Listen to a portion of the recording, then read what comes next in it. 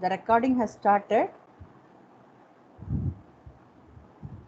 Yes, ma'am, you can proceed. Okay, ma'am. Arshia, you can start, Arshia.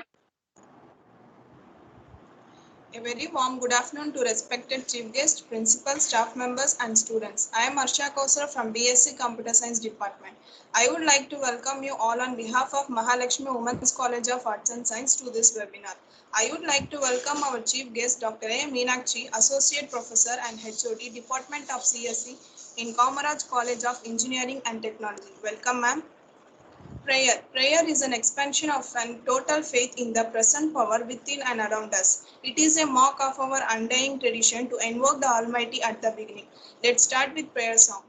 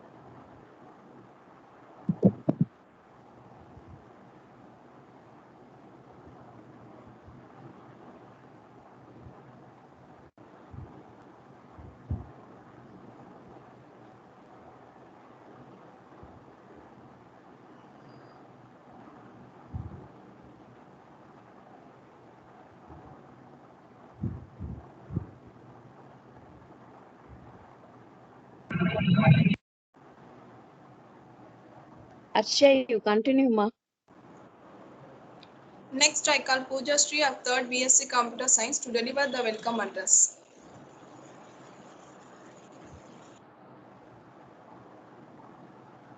Learning is a treasure that will follow its owner everywhere. A very warm good afternoon to one and all. On behalf of our college, I am Pooja Sri from 3rd year BSc Computer Science. Extend a very sincere warm welcome to all of you present here for the webinar on Big Data Analytics, Tools and Techniques organized by the Department of Computer Science of Mahalakshmi Women's College of Arts and Science. And I also want to extend a note of thank you to our resource person, Dr. A. Meenakshi, HOD and Associate Professor, Department of Computer Science and Engineering in Kamaraj College of Engineering and Technology. We are also delighted to welcome our chairman, Thiru S. Kunjithapadam sir, young and energetic managing director, Mr. S.K. Thirukumaran sir and Mr. S.K. Sendilkumaran sir, and our mastermind of our college, Principal Dr. N. Booma ma'am, and our Vice Principal S. Ramasamy, and our head of the department, Mrs. R. Jyoti, staff members of the Computer Science Department, and my dear friends. A brief introduction about the resource who is having 23 plus years of experience in teaching field. Dr. A. Meenakshi has completed her UG Physics in AV College, Madurai. MCA in Meposhalang Engineering College, Sivagasi, PhD in KLN College of Information and Technology. She has started her career as a programmer and then she turned up to be a lecturer, worked in Vaisya College, Salem and Tyagarayar College, Madurai, and also a professor in KLN College of Information and Technology, Kottapalayam. She has received IBM certification in WSAD DB2. She has also received Long Service Award at KLN College of Information and Technology. She has also completed NPTEL certification in Integrated Mobile Application Development and with Allied Store. Ma'am has also trained enormous students and enabled them to receive Infosys certificate. She is also a national conference coordinator since 2014. She has done her research in developing various knowledge storage and information retrieval system for edapology. She has also submitted 16 papers in national international conference. Some of them are a knowledge representation and information retrieval using Edge query in soil database, etc. in Indian Journal of Science and Technology. She has also delivered guest lectures in various institutions like Sermadai Vasan College, Anna University, Sri Vidya College of Engineering and Technology. I convey my gratitude for taking out your precious time and making her in this interview. Welcome, ma'am. Thank you, Pooja. Thank you. I welcome our principal, ma'am, Dr. N. Bhuma, ma'am, to give a presidential address. Good afternoon, everyone. My heartfelt prayers to everyone and God Almighty. Could you hear? Yes, ma'am, you are audible. Yeah. So my prayers to God Almighty to keep all of us in good health and happiness for many more years. And I congratulate the Department of Computer Science for wonderfully organizing the most, the need of the day, big data analytics. And of course, I just had a glance about it, and I think even I have to listen to Madam for more awareness into that topic, and which is the need of the hour.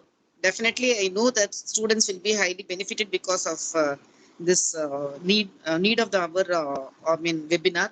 I congratulate the Department of Computer Science and Vice Principal for having organized with a wonderful resource person amongst us.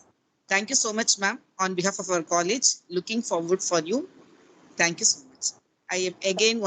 Once again, I wish everyone a great health and happiness. Thank you. Thank you. Thank you, ma'am. Thank you, ma'am. Capturing the moment is treasuring it forever. We would like to capture a snap of this happy moment with all your kind cooperation. May I request you all to switch on your videos for visual photo.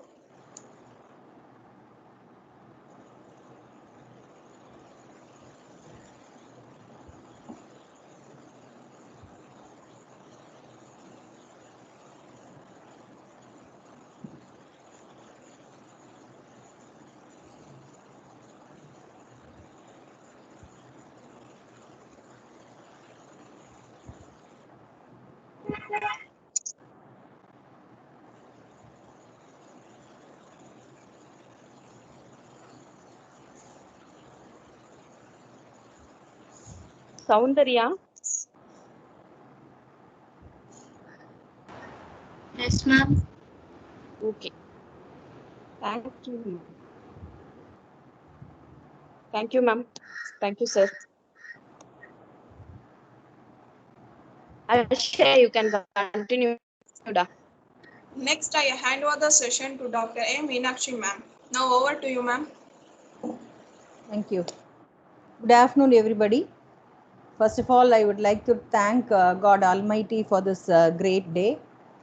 Let me thank the management members of Mahalakshmi College of Arts and Science for Women, Thiru S. Kunjitha Padam, the chairman, Thiru S.K. Thirukumaran, the managing director, Dr. N. Bhuma, the principal, Dr. S. Ramasamy, the vice principal, and the head of the Department of Computer Science, Mrs. R. Jodi, for inviting me and for giving me this opportunity to share my ideas.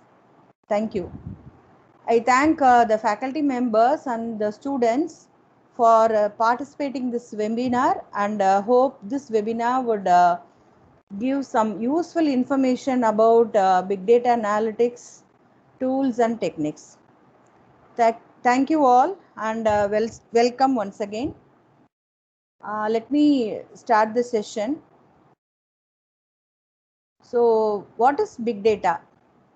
Big data is actually a collection of data that is huge in volume, yet growing exponentially with time. It is a data that is so large and it is having high complexity that none of traditional database management tools can store it or process it efficiently. Big data is also a data with the huge size, as I said you earlier. And why this big data is to be processed, and we should know what are all the benefits of analyzing the big data. This is because businesses can utilize outside intelligence while taking decisions, and these type of outside intelligence will give improved customer service also. That is, traditional customer feedback systems are nowadays getting replaced by new systems designed with big data technologies. So in these new systems, big data and natural language processing technologies are being used to read and evaluate customer responses. Also, many studies have shown that data-driven decisions are more effective and more efficient than human-generated decision. So without taking much of your time, let us get into the session, and let me share my screen.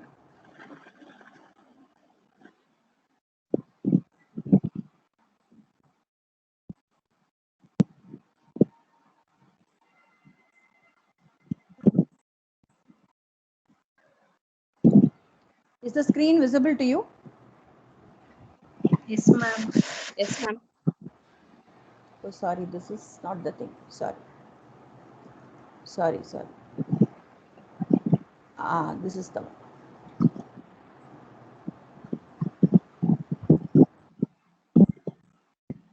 Hope the screen is visible to you.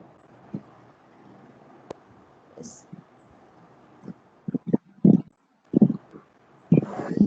Okay. So let us start with this definition. What is big data? As I said you earlier in my introduction part, big data is actually a collection of large data set that cannot be processed by traditional computing technique, right?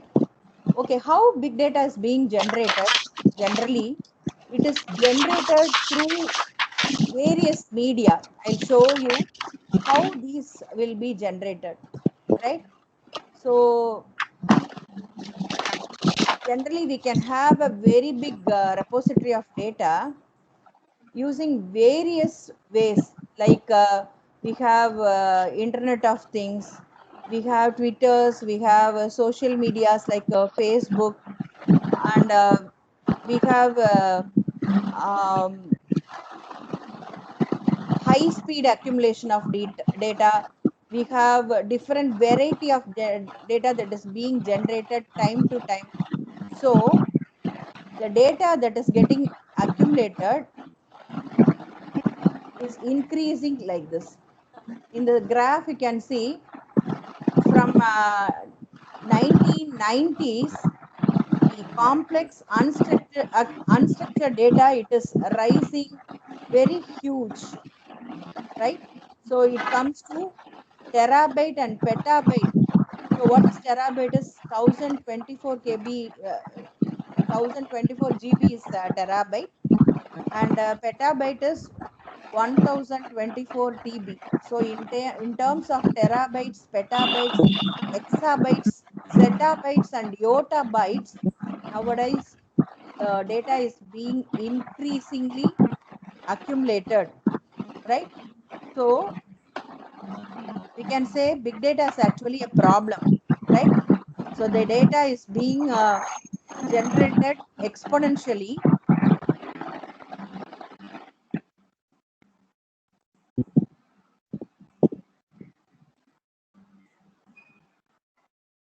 Yes, the data is generated exponentially, and we need a solution how it can be handled effectively, so that the data, if you are going to analyze, it will going to give beautiful solutions, right?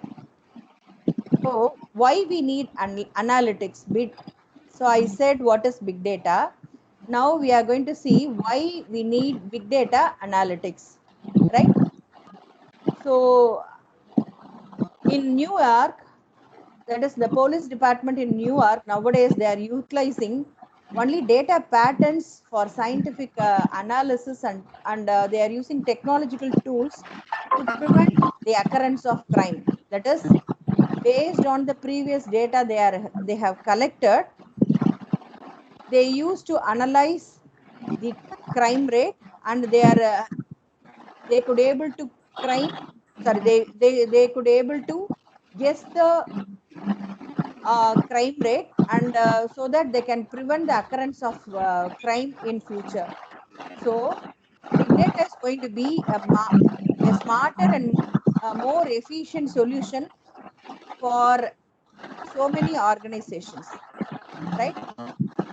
And it is giving optimized business operations by analyzing customer behavior. I'll say how this is possible. We are all of us are using electronic gadgets, right? The gadgets we are using is generating uh, plenty of data minute to minute, right?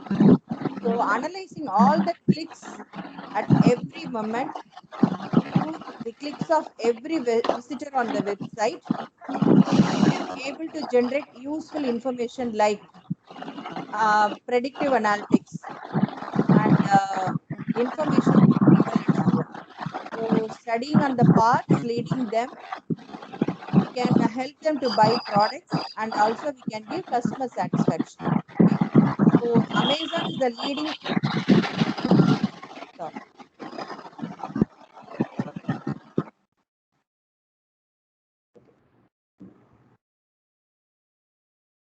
So Amazon uses customer clickstream data and the historical purchase data of more than 300 million customers, and each user is shown customized results on customized web pages. So Amazon is the leading one who could able to use this big data analytics, and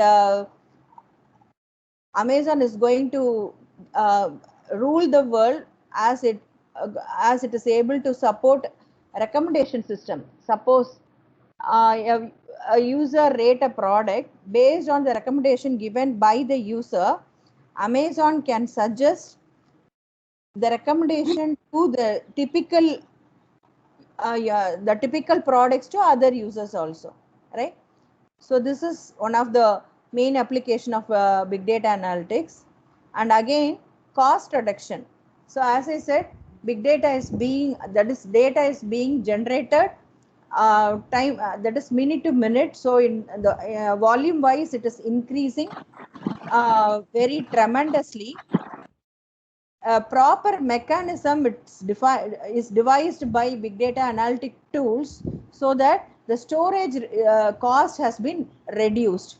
So we need proper mechanism so that we could able to achieve cost reduction, and many predictive modeling can be given to identify um, that is, if this big data analytics is used in healthcare system, we can bring out predictive modeling to identify high risk patients and predict likely outcomes once the patients are sent to home, right? So this is the third need for big data analytics. And finally, the next generation products like Google's self-driving cars are nowadays it is emerging. Toyota uh, is making cars that is fitted with the cameras, GPS, and as well as powerful computers and sensors to safely drive on the road without the intervention of, that is without the intervention of human beings. And we are all now using a Netflix. So Netflix launched the seasons of its TV show, and it brings House of Cards based on the users' reviews, ratings, and viewerships, right? So, as a nutshell, I can say big data analytics examines large and different types of data to uncover hidden patterns, correlations, and other insights, right? Okay, how big data analytics is achieved, right? So, big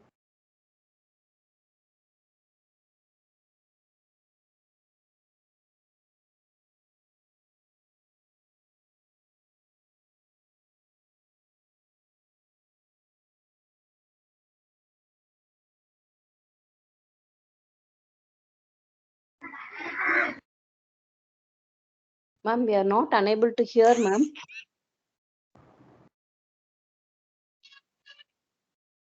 Ma'am, sorry for the disturbance, ma'am. We are not able to hear, ma'am. Yes, ma'am, we are not able to hear. Now is it audible? Yes, ma'am. Yes, ma'am. Okay, okay. So big data analytics is possible if we are comfortable with these two concepts, distributed computing and parallelization, right? What is distributed computing? So far we had centralized computing, that is the data will be available in a single server, and we use that single server for storing all the files and the data in a single repository. Whereas in a distributed computing, we need to, or we can store the data in the nodes across, that is multiple computer will be connected via a single network, right? And also, as the data is distributed across, we need multiple processors, or we can use parallel processing, and the data can be retrieved in a single time, that is parallelly. If we could able to access the data can be retrieved from multiple servers at a time, so that we can able to retrieve in minimum time, right? So this is the two important concepts we are using in big data analytics, that is distributed computing and parallelization. So let us see the characteristic of big data. Usually we say big data characteristics as 5 V's. That is, first V stands for volume, second V stands for variety, third V stands for value, fourth V stands for velocity, and fifth V stands for veracity. So as the data is accumulating in a huge volume, we say volume as one of the characteristic. As the data we are getting is of different variety, like structured data we could have, unstructured data we could have, semi-structured data we could have. So as we are receiving data in variety of form, we can characterize big data as big data under the second category, variety. Then third one, the usefulness of data, we call it as value, right? And velocity, as the data is being generated very fast, big data characteristic we can call it as high speed accumulation of data, which comes under velocity. Then the last one is veracity. Veracity is nothing but the inconsistencies and uncertainty in data. That is veracity. If our data satisfies these 5 V's, then we can call our data as big data, right? And so far we have seen about the big data and its characteristic and what type of data can be called as big data and so on. And we need a solution for this big data, and that solution provider is Hadoop, right? So what is Hadoop is?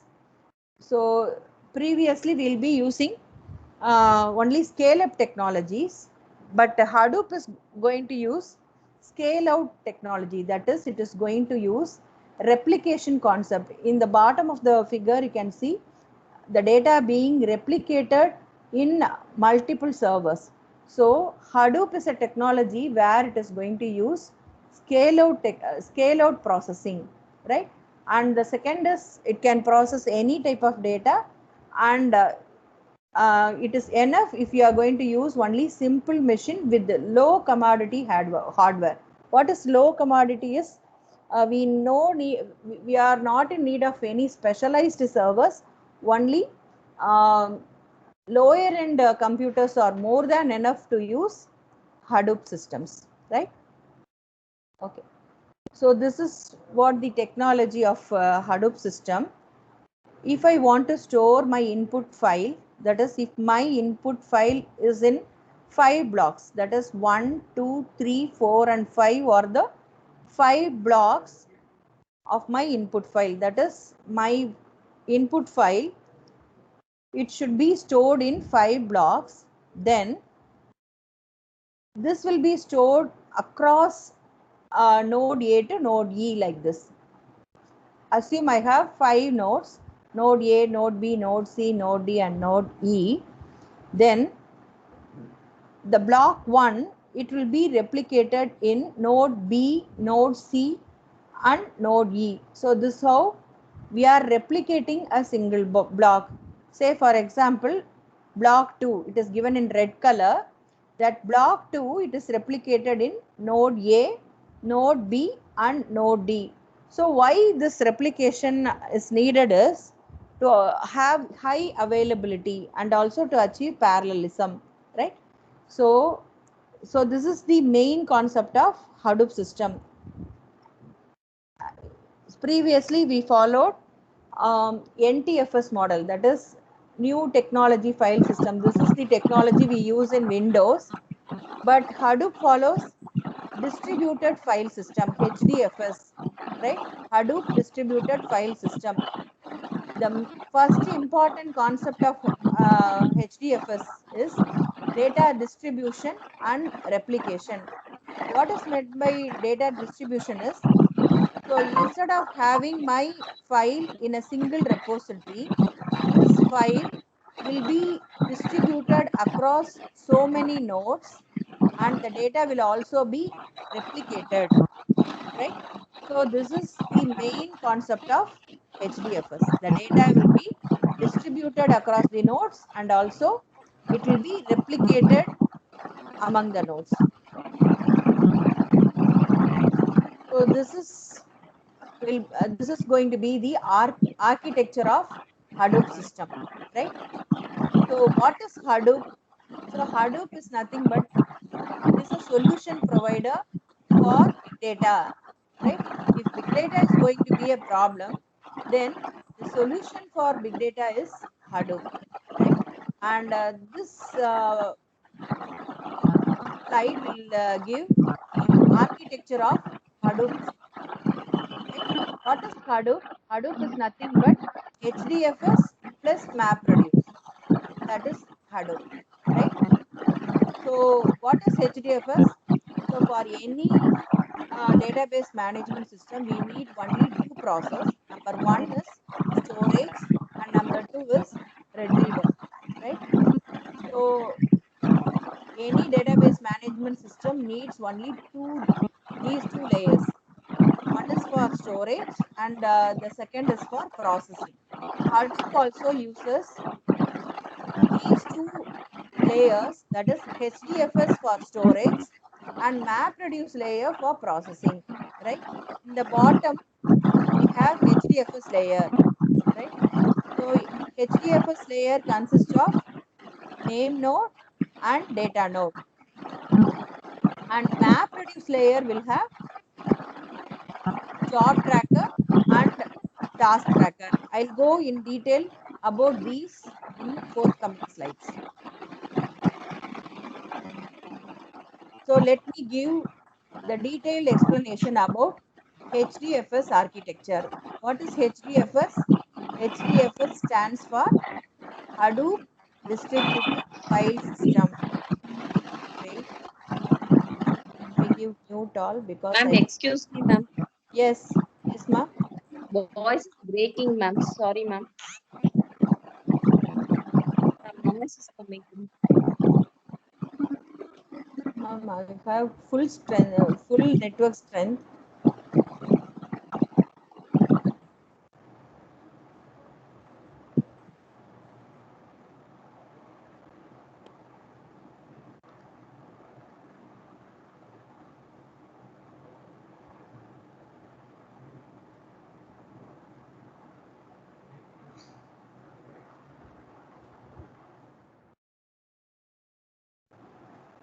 Okay. Am I audible now? Yes, ma'am. Is the voice clear, ma'am? Now it is okay, ma'am. Okay. So if you have any problem with my voice or with the network, you please let me know. Okay. Yes, ma'am. Yes, ma'am. Let me give the explanation about HDFS architecture. What is HDFS is Hadoop Distributed File System. Okay, what is again Hadoop Distributed File System? So this is going to be my storage layer of Hadoop, right? So in simply saying, Hadoop is equal to HDFS plus MapReduce, right? So it is going to have two concepts. One is for storage and the other is for processing. So HDFS is for processing and HDFS is for storage and MapReduce is for processing. So HDFS, it is going to concentrate only on storage related concepts, right? So whenever a file is to be stored, it will be stored in the form of master slave concept, right? So what is a master node is, we call master node as name node here, right? So what is the master slave process is, master will have all the metadata about a file, right? Suppose my file is to be stored in HDFS. All the details with respect to that file, it will be available in name node.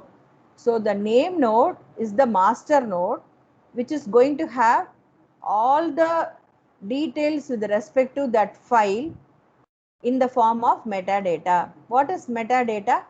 Data about data is metadata, we know. So if any file is to be stored, the data about that file, it will be available in name node.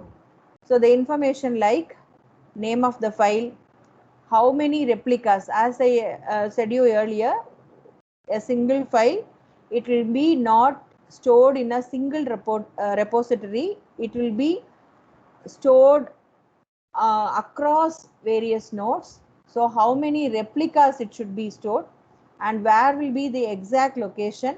So those details, it will be available in name node, right? And in the orange color, we have some squares, and those squares we call it as data nodes. Data nodes are nothing but slaves for this name node, right? So what is data node is, this is where the exact file will be stored. Say for example, my file is divided into 5 blocks. Each and every blocks will be stored in one data node. So I have small squares within that orange block. So each and every small square, we call it as a block. So my file, it will be divided into so many blocks, and the blocks will be stored across data nodes, and the blocks may be replicated among data nodes. And the availability of blocks in the data nodes, their exact information, it will be stored in the name node. So this is where the master slave concept works. So master contains only the information, but the exact storage will be available in the data nodes only.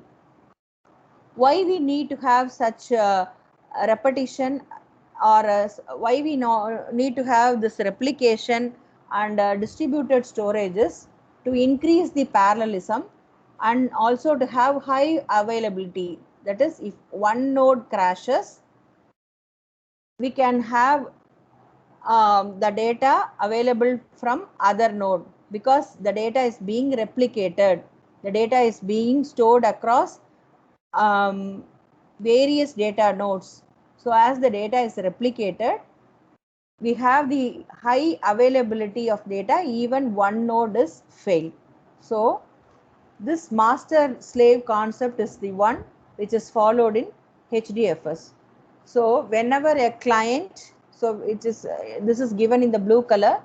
So whenever a client is requesting for a file to be stored in HDFS, the client contacts name node, then the name node will have relevant information in its data dictionary, and it updates its data dictionary, and the exact storage will be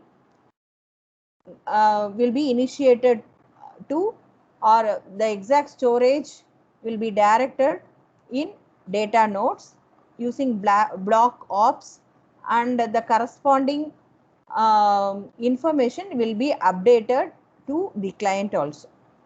Okay, from data nodes, read operations are possible. Whenever write operations are to be performed, the client should contact only the name node. So name node is the we can say it is a king, and this data nodes, they are the soldier nodes, right? So slave nodes are soldier nodes.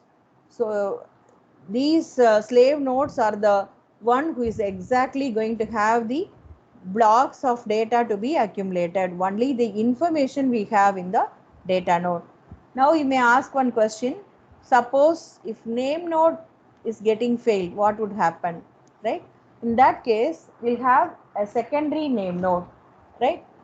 A secondary name node is always a replica of this master, and whenever this master is getting failed, the secondary name node will act as a master.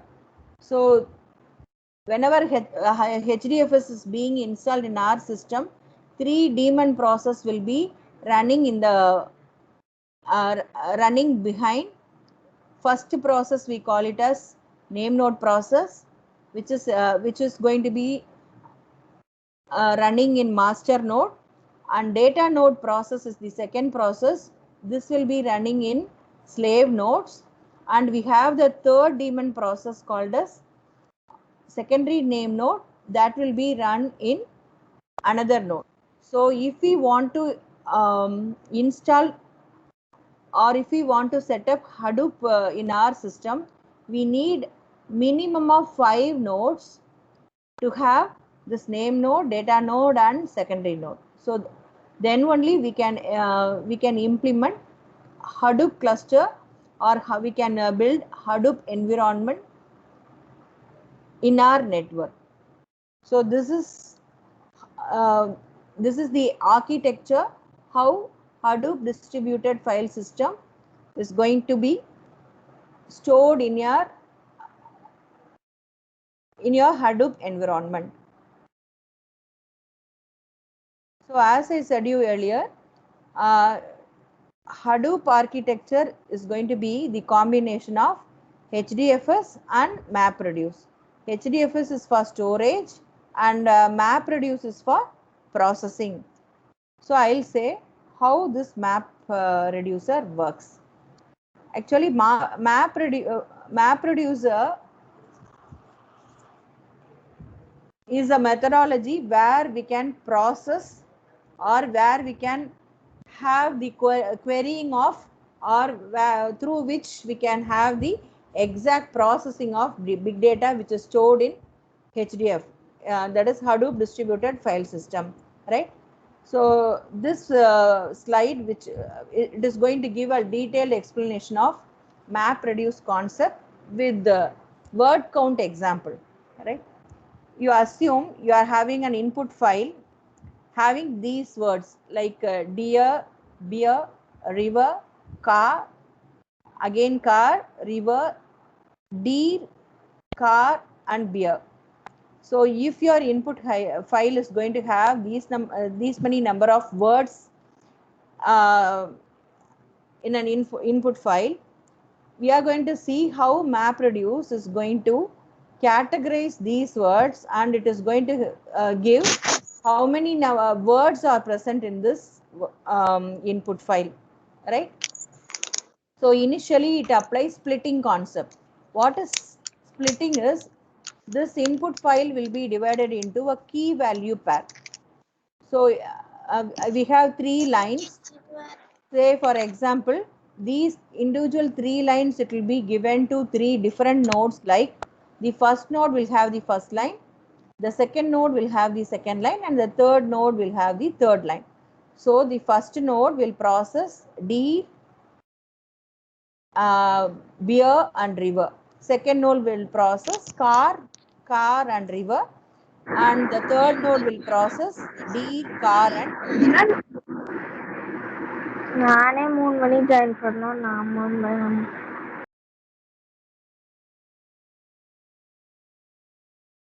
So this is the splitting process, and this is going to be the first process in MapReduce. So we'll be splitting the entire work into small chunks of work, and each chunk of work will be given or processed in a different node, right? Once the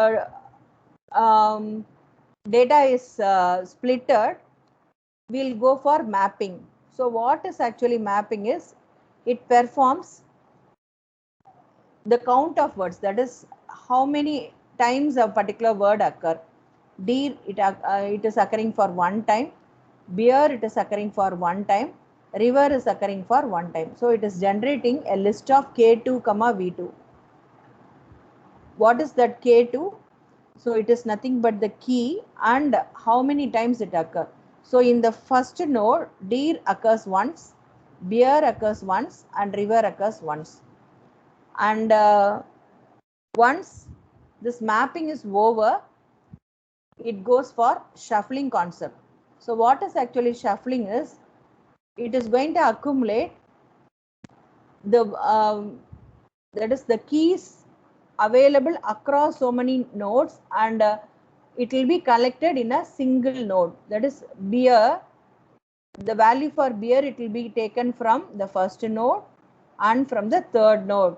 So we'll have beer, comma, already we have beer as 1, and also from third node it is a beer as 1. Again car, it is from the first node it is 1, sorry, from the second node it is 1, and again from the second node it is 1, from the last node it is 1. So car, it is occurring for 3 times. Deer, it is occurring for 2 times, and river, it occurs for 2 times. So ultimately it goes for reducing process. So it consolidates as beer as 2, the occurrence of car as 3, deer as 3, and river as 2. So and finally the result will be displayed. So this is how MapReduce work. So for easy understanding, we can also have an example like this. Say recently we have seen the election process. Each and every polling booth had so many votes. That is, we have given our we have given our polls through different votes. through different booths. You assume this is, that is the input irukla. So this is the centralized place where we can have the entire information. So instead of having the total number of votes from a single centralized place, we can have the counting of votes from individual booth. Each and every booth can count the votes individually, and the booths can share the information, and finally it can be sent to the centralized place. Only from that centralized place we can have how many number of votes have been collected. So this is a very good replacement for centralized system. இப்போ ஒரே centralized processல if you are going to have the counting problem, this is going to be very tedious. To avoid this, we are giving two different nodes. So we are splitting the very big problem into a small problem, and each and every small problem is given to individual node. So in that node the problem is being solved, and then it is shared with the other nodes. Then the collective decision we are getting at the end, and the result will be displayed. So this is the main concept of MapReduce processing. Okay. So MapReduce process, how it works: initially the client program will submit a job, and this job tracker, what is this job tracker is, the mapping concept will be done by job tracker, and reducing concept will be done by task tracker. So job tracker will assign task tracker for carrying out the work. So the distributed file system will splits the data, it converts each, or it gives each and every split to the mapper. So this mapper is nothing but it is going to perform mapping function and splitting function, and once it is carried out in a particular node, the completed work will be stored in regions, and from this region it will be given for the task tracker. What is the function of task tracker is to perform the reduce work of MapReduce. So inge vandu we had splitting work and mapping work. So splitting work and mapping work will be done by job tracker. The shuffling and reducing will be done by task tracker, and finally the result will be consolidated by the task tracker, and it is given as output to distributed file system, right? So let me summarize. A client program will submit a work to job tracker. This job tracker will be splitting, and it performs mapping. So each and every split will be assigned to different mappers, and the task tracker will perform the mapping function, partitioning, combining. All the works will be done by the task tracker, and the output will be stored in, or the output will be consolidated by the task tracker, and finally it will be given to distributed file system. This how the MapReducer helps in processing Hadoop distributed file system. So next important concept is yarn. So yarn means yet another resource negotiator. What is yarn? Yarn is an interface between HDFS and Hadoop ecosystem, right?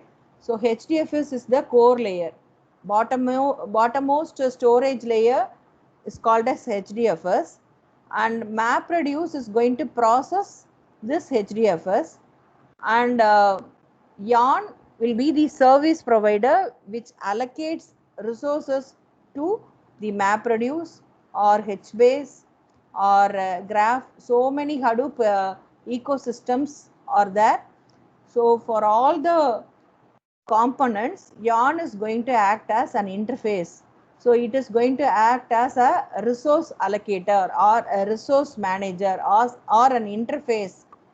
So Hadoop is a file system, and it acts as a service provider, and Yarn is a resource manager which acts as an interface between Hadoop ecosystem and HDFS. So the latest version of Hadoop is actually Hadoop 2.x. As I said earlier, HDFS, we have name node and data node. Nowadays, HDFS, that is Hadoop 2.x, we have HDFS for storage and Yarn for processing. Instead of MapReduce, we are using Yarn for processing. And in Yarn terminology, job tracker is called as resource manager, and the task tracker is called as node manager. So Yarn has the job tracker and the task tracker in the name of resource manager and node manager. So these are all the components we have in Hadoop 2.x. So this is the workflow of Yarn. So Yarn is nothing but resource allocator, that's it. So the client will ask the resource manager, what is resource manager? It is nothing but job tracker. So this resource manager will allocate resources, and this job tracker is going to allocate tasks to node managers. So we have several node managers. What is node manager? It is nothing but task manager. Each and every node manager will have so many tasks associated with it. So this node manager takes care of assigning tasks to that is, it takes care of managing task in each node, right? So this is the work of Yarn. Yarn is a replacement for or equivalent for MapReduce. It performs the job of MapReducer in Hadoop 2.0.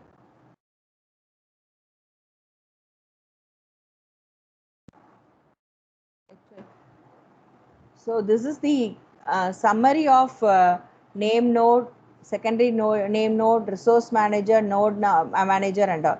So initially we'll have the topmost node called as name node, and name node will contact data node.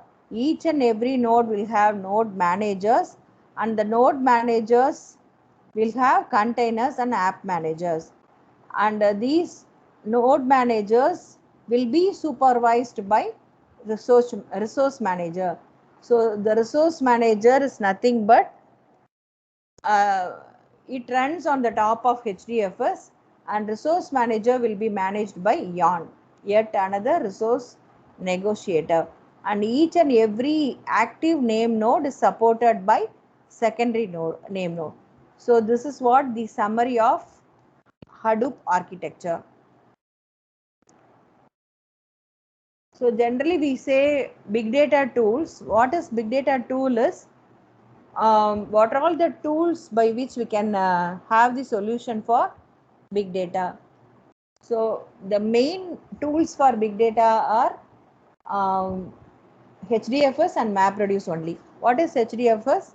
HDFS is Hadoop distributed file system. It is the which is the storage of Hadoop. And coming to MapReduce, it deals with data processing. So HDFS is for storage and MapReduce is for processing. And what about Yarn? Yarn is an interface between HDFS and MapReduce. The three red color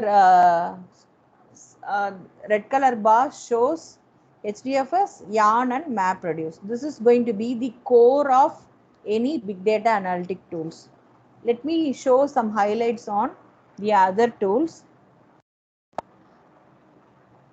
Let us see HBase. What is HBase is? HBase is nothing but NoSQL database. I'll say what is NoSQL database. So this Hadoop ecosystem is nothing but a complete solution provider.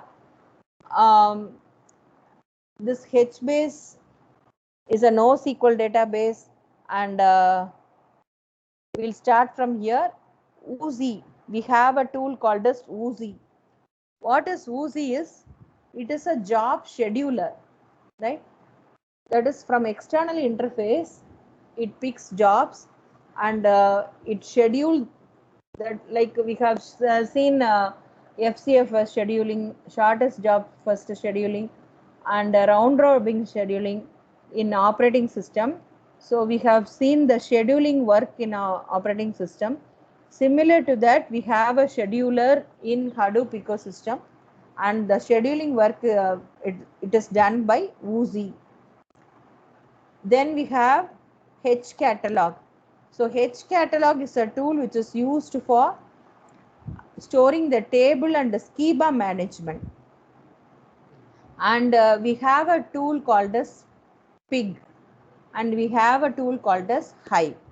So what are the use of Pig and Hive is, usually MapReduce is the data processing tool for Hadoop ecosystem, but MapReduce, it is implemented in Java, and most of the naive users, they are not interested to use MapReduce because it is being implemented in Java, and many of the people they may not be quite confident in Java, but they may be very comfortable with the SQL, means they can go for Hive, right? So Hive is again a processing tool, and it is going to use MapReduce engine only, but not the exact MapReduce for accessing HDFS. So Hive is a tool which is going to support data processing as SQL queries, and it contacts MapReduce engine. Then through this MapReduce engine, it penetrates into HDFS for accessing the files. Then coming to Pig. Pig is again a scripting language. This is another form of data processing where Pig Latin scripts can be used for data processing. Suppose MapReduce concept we could not able to use using Java, Pig Latin scripts will help for accessing HDFS files, right? Then coming for Mahout and Drill are machine learning tools and interactive analytic tools through which we can have analytical information from the big data which is stored in HDFS. Then coming to Scoop. What is Scoop is? It is a pipeliner. What is meant by pipelining? If we want to carry the information from one form to another form, then we call it as a pipeline. Scoop is nothing but SQL plus Hadoop, we call it as Scoop.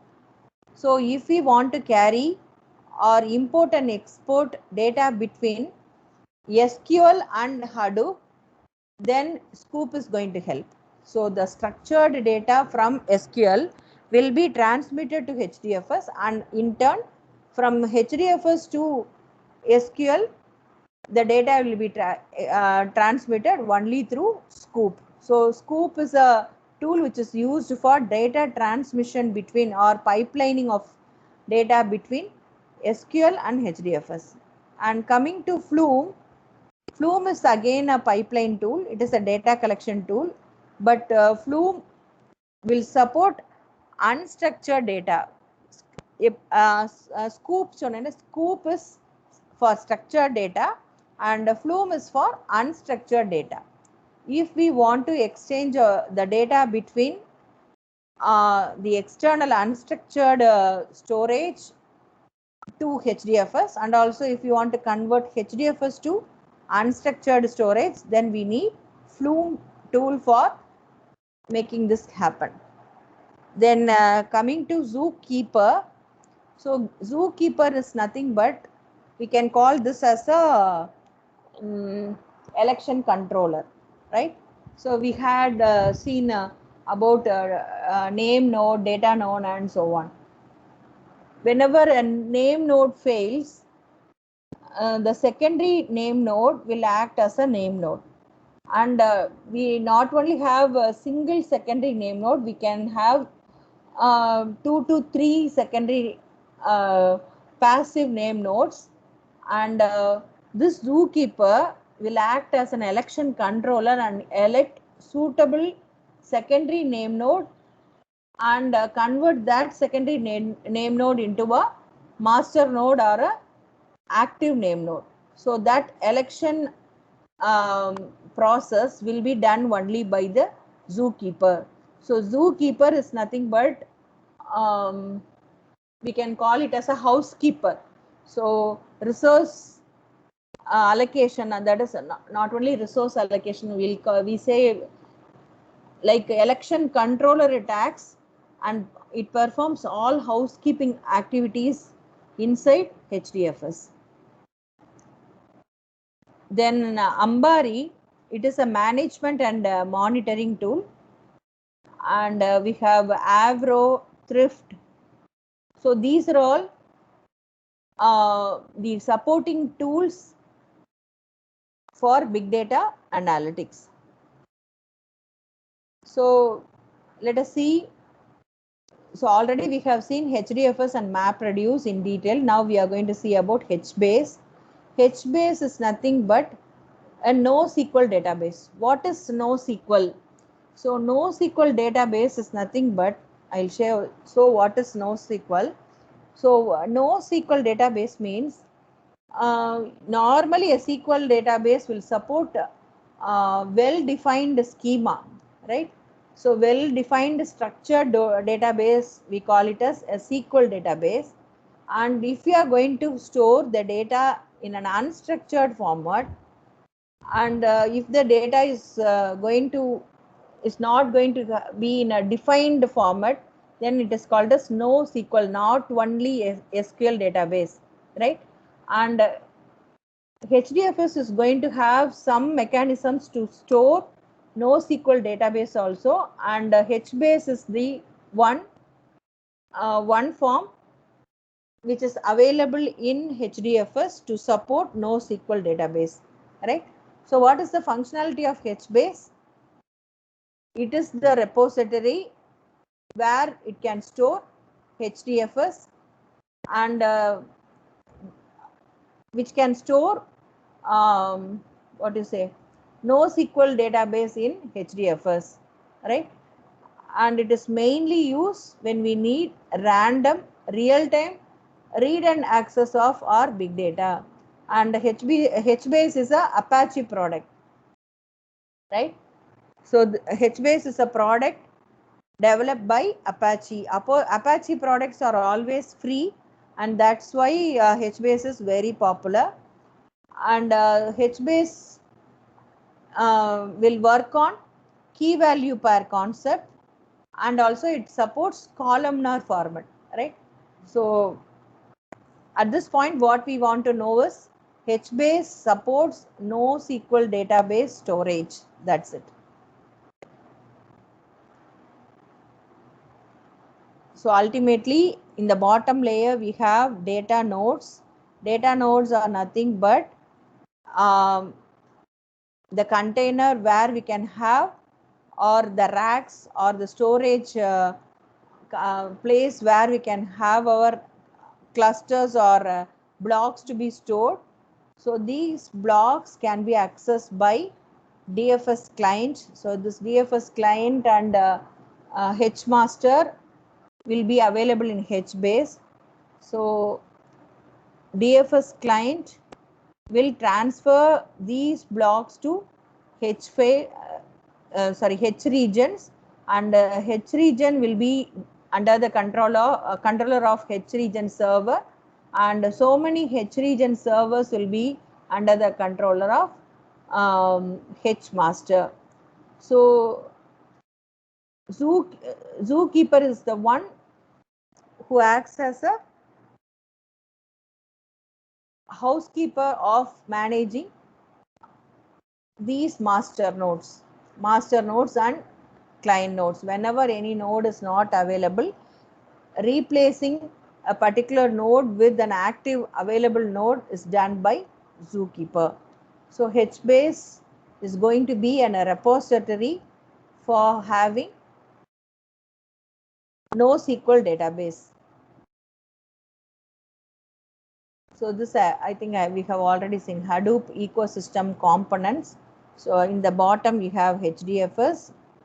Above HDFS we have Yarn. Either we can have MapReduce or Spark. So the equivalent of MapReduce is only Spark. So already we have seen Yarn as a replacement for MapReduce. Also we can have Spark as an equivalent for MapReduce. And this is with respect to data processing. For data ingestion, that is for data pipelining, we need Scoop and Flume. For data analysis, we go for Pig, Impala and Hive. And for data exploration, we go for Hue. And for data workflow system, we go for Oozie. And HBase is for storing NoSQL database. This is what the Hadoop ecosystem is all about. So I said already about Scoop. Scoop is nothing but SQL plus Hadoop. This is for the intertransfer of data between SQL and Hadoop. So this is a tool designed to transfer data between Hadoop and relational database servers. So as we see, Scoop is for structured database. Then Flume is a tool which acts as an ingestion media for unstructured database. So unstructured length HDFS, if you want to transfer, then Flume is the tool that is going to help. So this is going to be the structure of Flume. So the incoming data, it will be channelized using Flume agent and it will be sent to sink. So the source, it accepts incoming data, it performs scaling operation and writes the data into the channel. Channel stores the data in the order it has been received, and finally the data which is stored in the channel will be sent to sink, and from sink it will be sent outside. So the incoming data may be unstructured and it will undergo so many changes inside Flume. Then it will be given as an input to HDFS as a structured data, or is in the form of blocks, and those blocks will be stored in HDFS. A very famous and a very important tool in big data analytics is Spark. Actually, Spark is a data processing tool only. This is going to be the architecture for Spark framework. Spark works on the top of HDFS.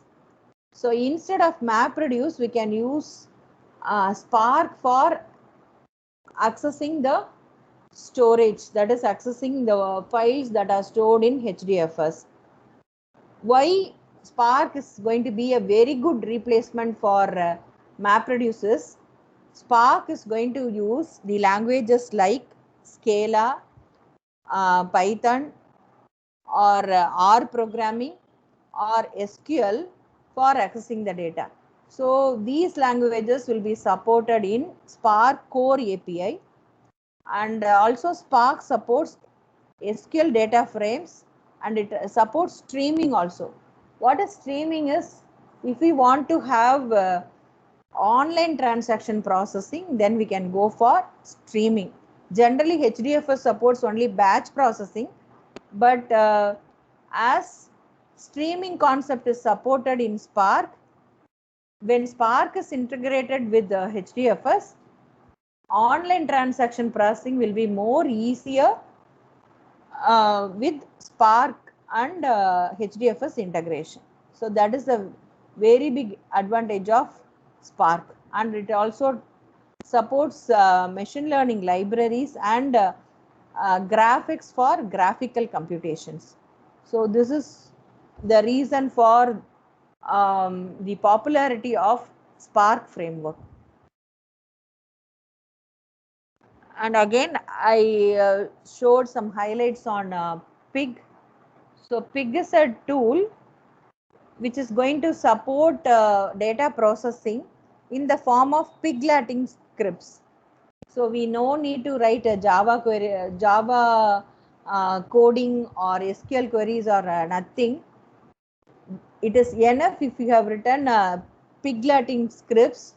So this Pig Latin scripts will be converted into Java code for MapReduce processing, and in turn the query will be submitted to HDFS and the data will be retrieved.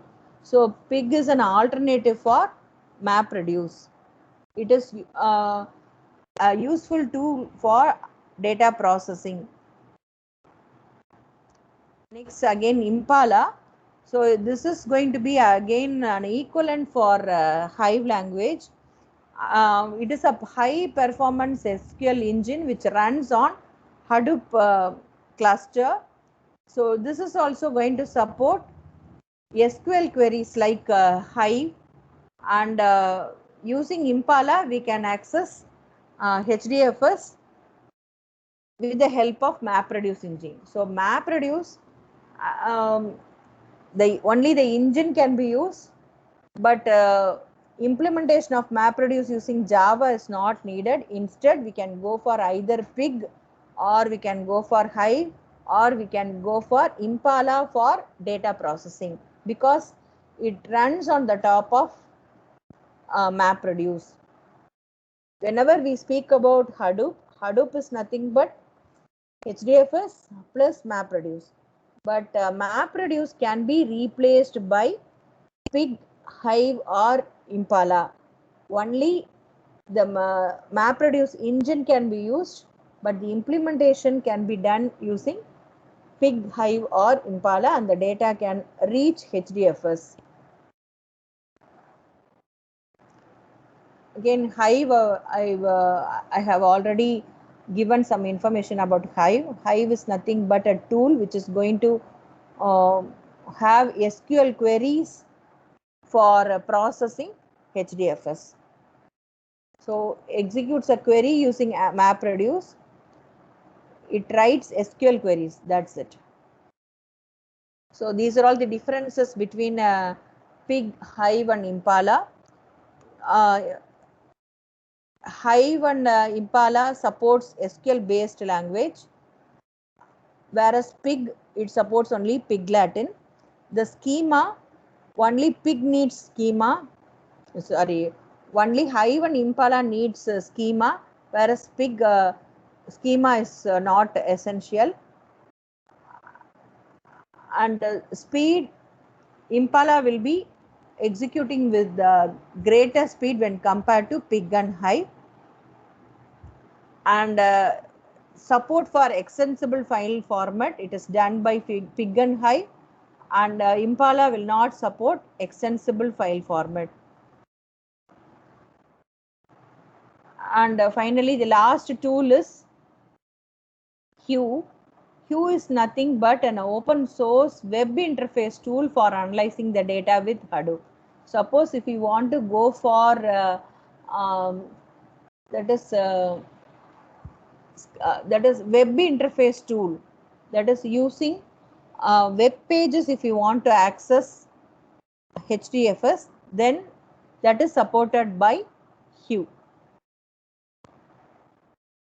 Oozie I have already explained.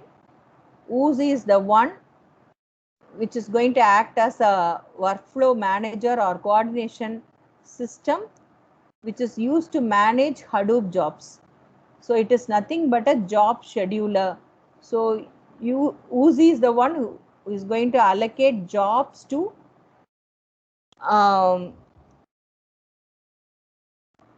various data nodes, and the data will be processed. Everything will be handled only by Oozie. So I think I have covered about all the most important tools about big data, and let me show some highlights about the job opportunities that are possible using big data.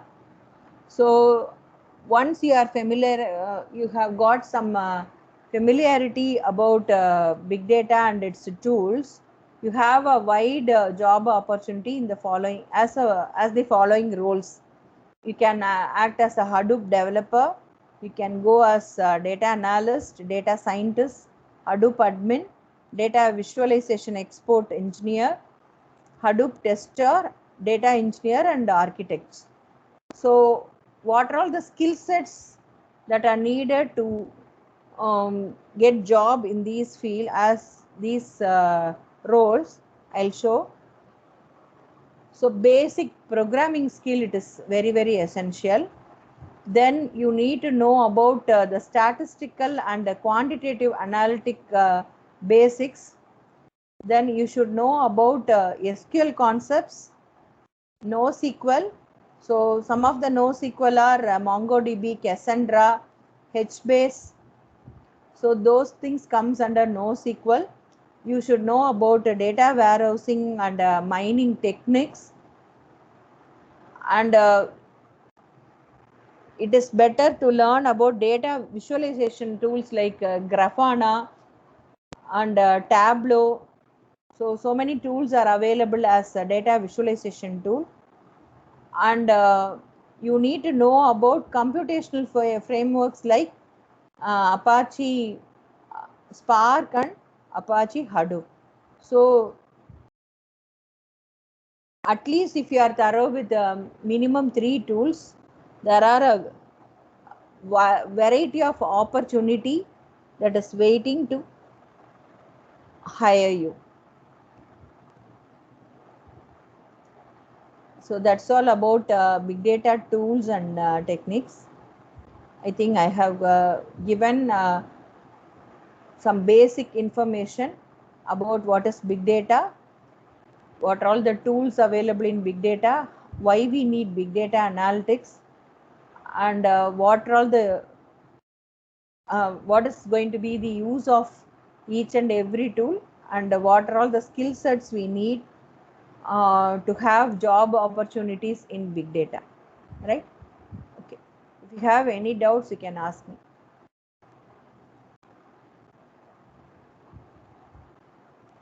Morning, ma'am. Myself, Janani from Coimbatore, Yes, working ma'am. as an assistant professor. Thank you, ma'am. It was really a nice session. Ma'am, I have one question, ma'am. Yes, For ma'am. practical implementation, how to do it, ma'am? In the sense whether it is for the laboratory purpose. No, ma'am. For PhD purpose, ma'am. Okay, based on the data set you have collected only, that should be decided.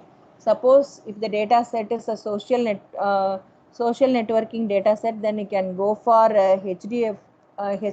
On the top of it you can go for Hive.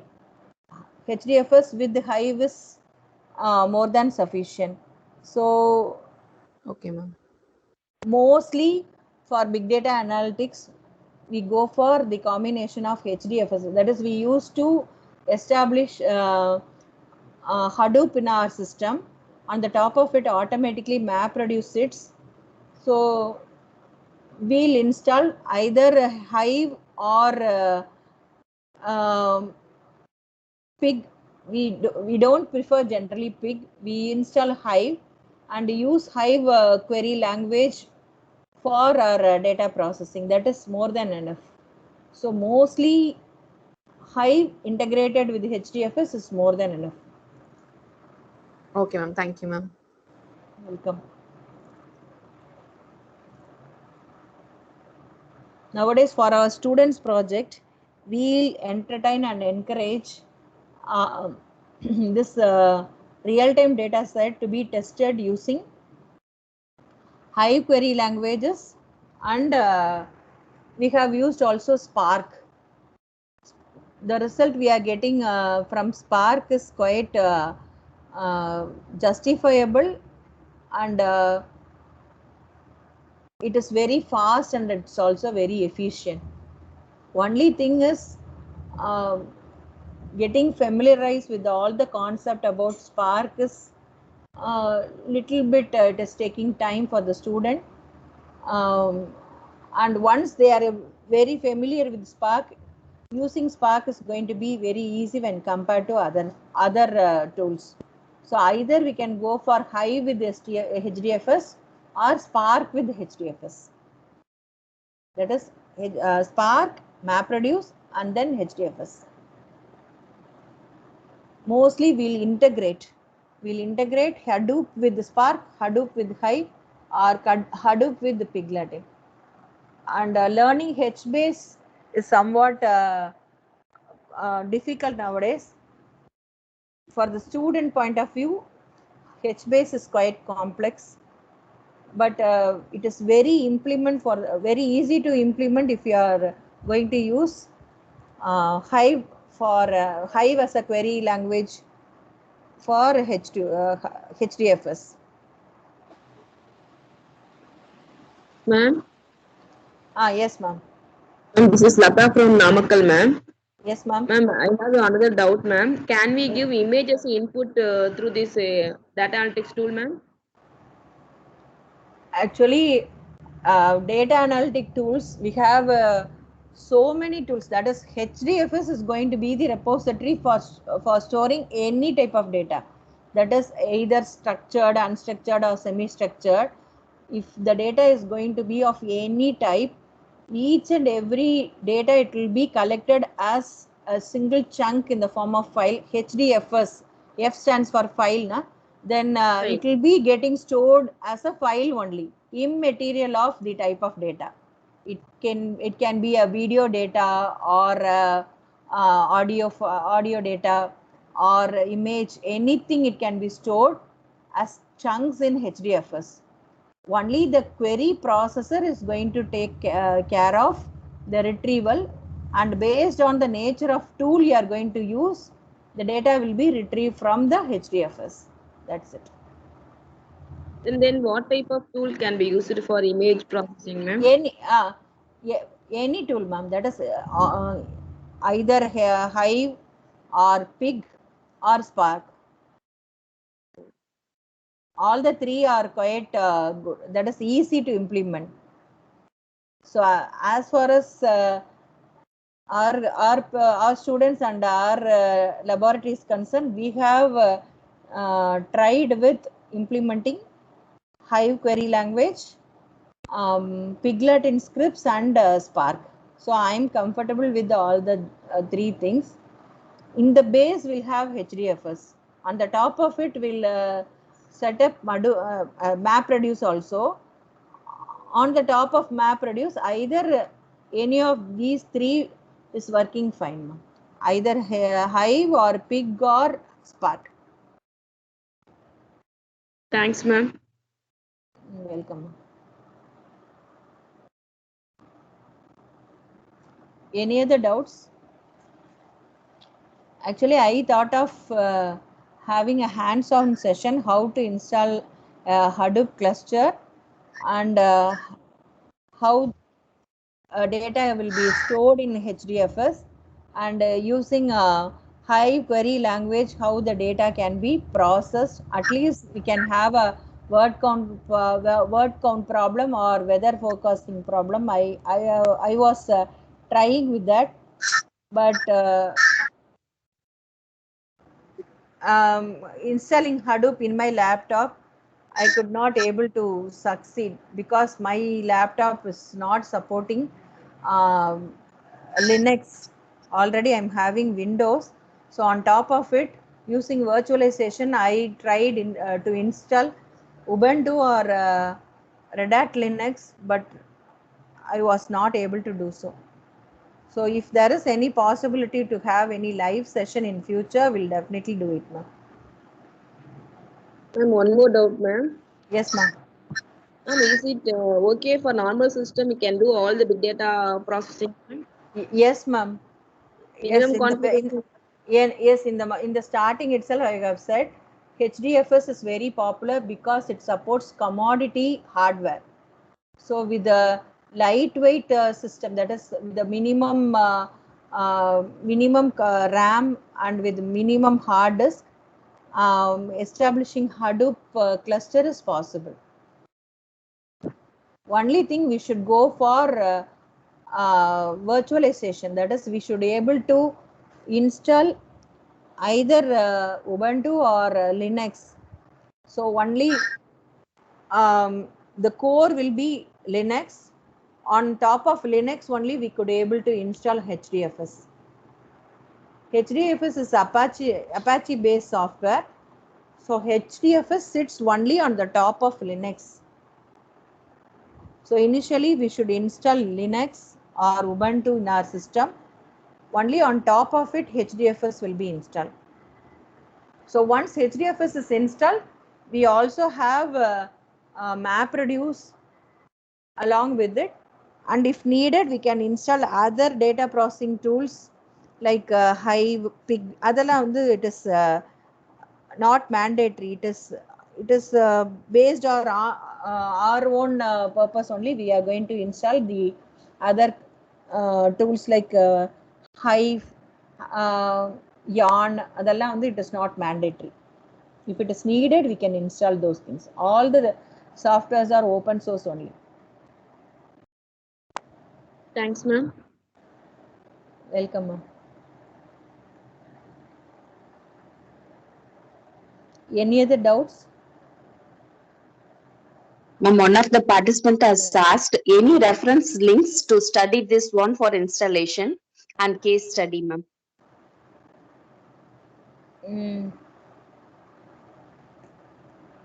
You have a tutorial in Apache website. Let me browse it and say it to you.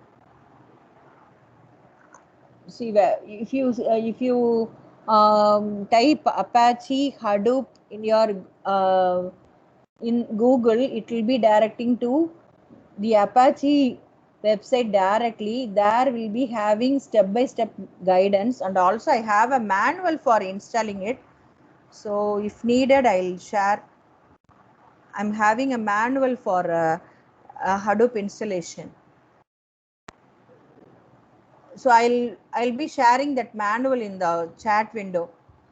Even if you go offline, you can, whenever you are going to use the chat window, you can able to download the file what I'm uploading now.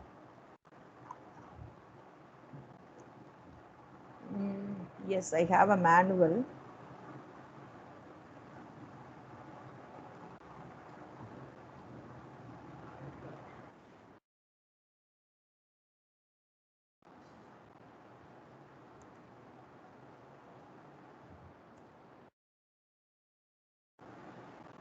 Yes, meantime, if you have any other doubts, I can answer you.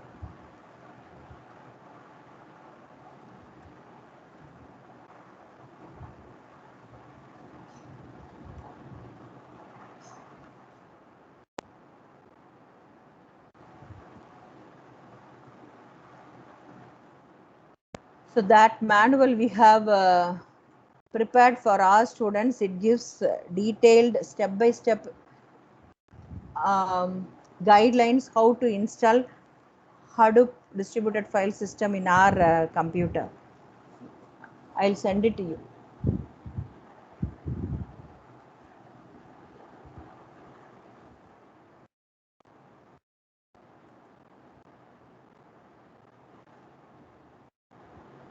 Okay, any other doubts?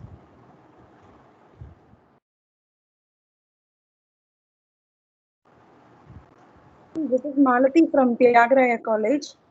Yes, ma'am.